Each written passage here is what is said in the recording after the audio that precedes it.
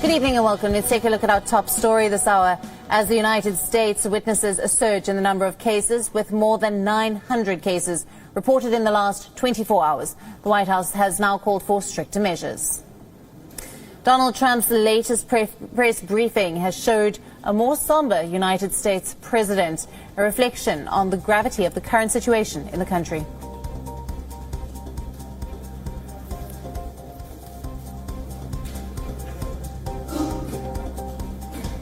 The administration is recommending that all Americans, including the young and healthy, work to engage in schooling from home when possible, avoid gathering in groups of more than 10 people, avoid discretionary travel, and avoid eating and drinking at bars, restaurants, and public food courts. Trump also said that the government has a month-long battle ahead of themselves, and the U.S. president also believed that if they deal with the virus on a war footing, it may end by July.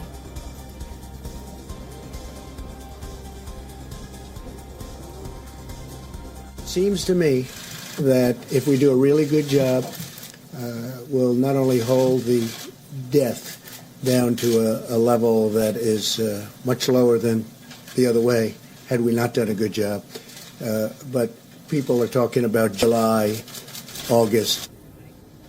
But amid the outbreak, Trump said that postponing the U.S. elections is unnecessary. This comes even after Ohio's state's presidential primary vote stands postponed.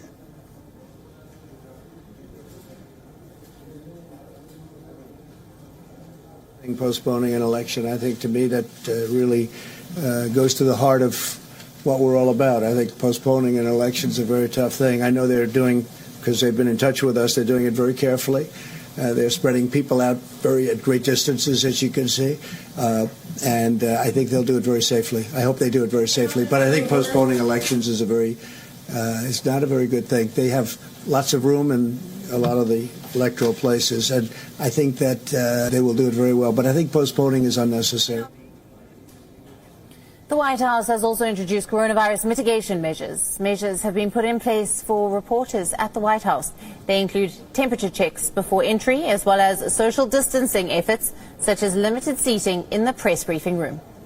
Meanwhile, coronavirus cases in New York City have reached 463. New York has the largest cluster of coronavirus cases in the United States, recording 7 deaths so far.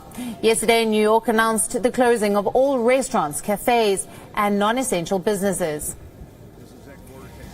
New York's Times Square, which is usually full of tourists, also looked empty as New York strengthened its restrictions. Washington, D.C.'s famous destinations also carried an empty look. Very few people could be seen at major landmarks, including the White House and Washington Monument. Well-known streets in Los Angeles area were also devoid of people. The busy promenade, as well as numerous restaurants and bars, were also empty after Los Angeles ordered the closing of businesses. Despite the U.S. government warning to avoid gatherings of more than 10 people, beachgoers packed the Florida seaside, while some cities in the state, like Miami Beach, have closed public beaches to try and slow the spread of the virus. Others kept them open.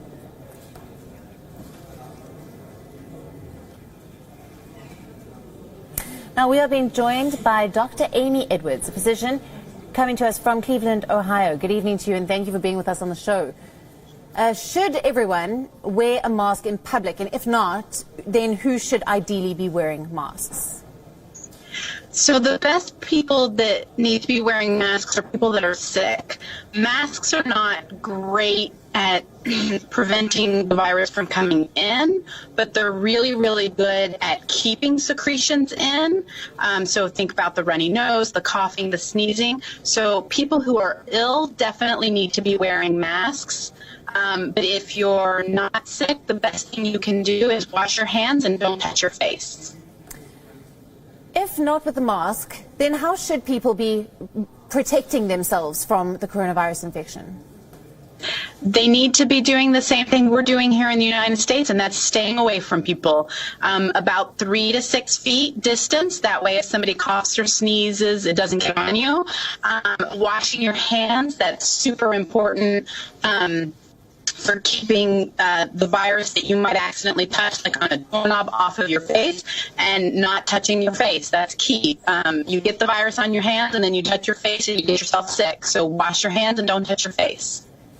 Doctor, what is the difference between an N95 mask and a surgical mask? And what is the right way to wear these masks? So a surgical mask is the kind of the cloth mask that you see that either ties behind your head or loops behind your ears. These have larger pore sizes. Again, that's why they're not very effective for keeping the virus from coming in. We use those again to keep secretions in, things like sneezing, coughing, and runny nose. The N95, those are the kind of the round masks that fit over your nose and mouth. Those do have a pore size that's small enough to keep the virus out. However, those have to be fitted. You actually have to have what's called a fit test, where you sit with a fit machine and get fitted to the proper N95 mask for the size and shape of your face. So if you don't have access to a fit machine, it's actually not a good idea to wear an N95 mask. It won't work if it's not fitted properly. Right. Thank you very much for joining us. Unfortunately, our connection is not great. We're going to thank Dr. Amy Edwards, coming to us live from Ohio.